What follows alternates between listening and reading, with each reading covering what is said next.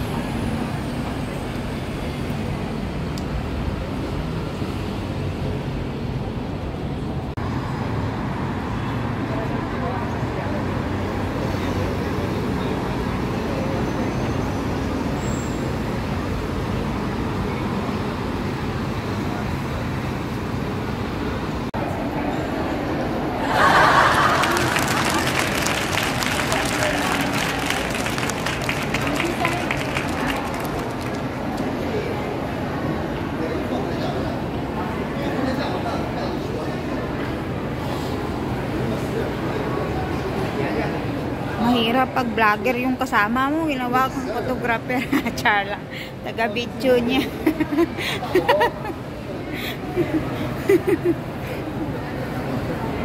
Hello guys, we are here at Chinatown. Uy, oh, tayo yun. Pakita natin yung kanilang mga, kaya nga.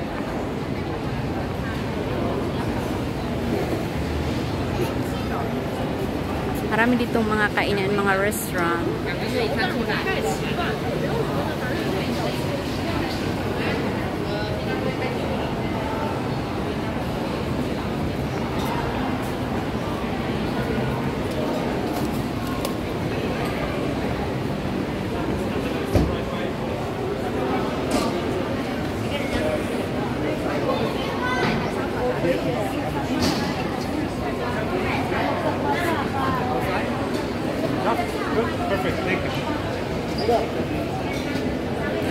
Ito yung tourist spot ng Chinatown. Maraming mga turista. Mabibili mo yung mga souvenir, wallet, $1.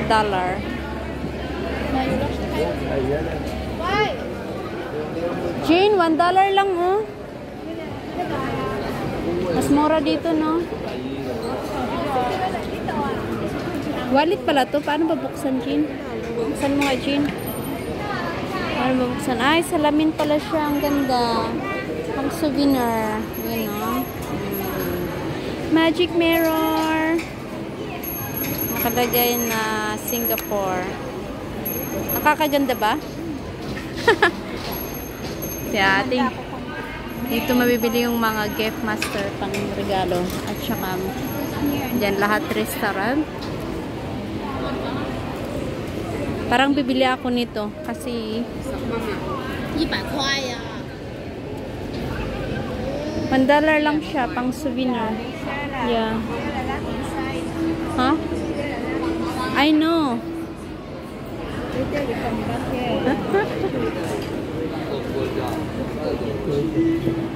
Mas mura kasi dito kaysa Lucky Plaza.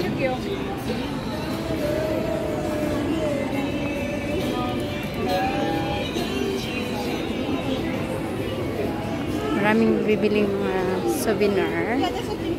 May kakainan. Mexican food.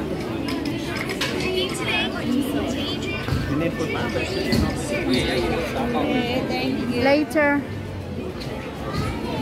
Kagala pa nga kami. Pakakainin muna.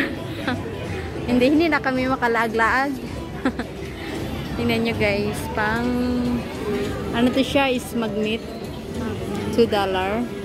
Nice. $2 lang siya. Ganda yung mga design.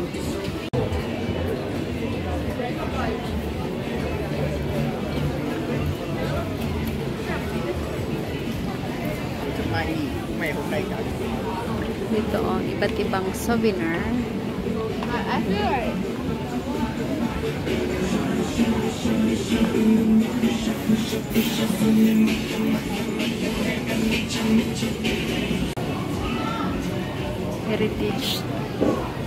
Heritage Center.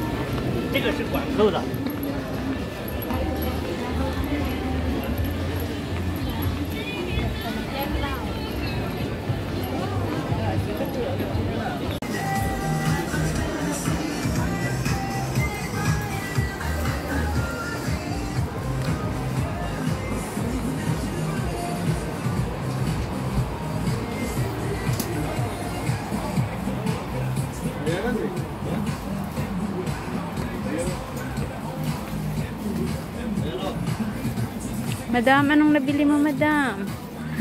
Kanino yan?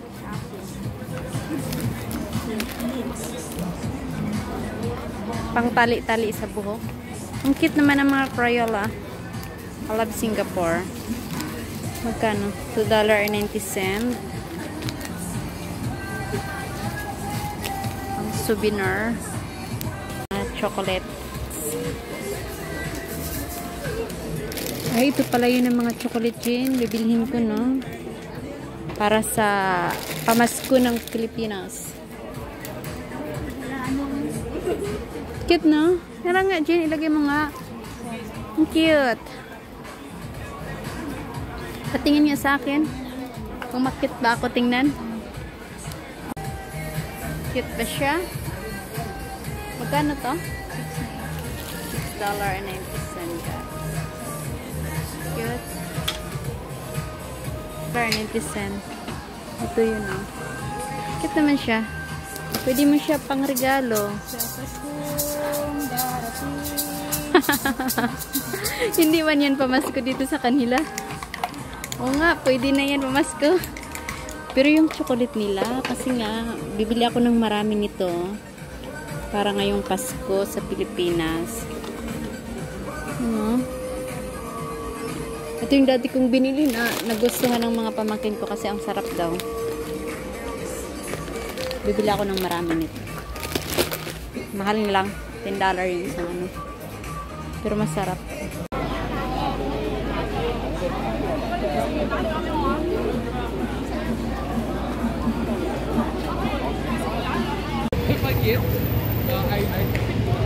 Nagabihan na kami. Hindi yun selfie. Ano muna ako ng yun nila dito.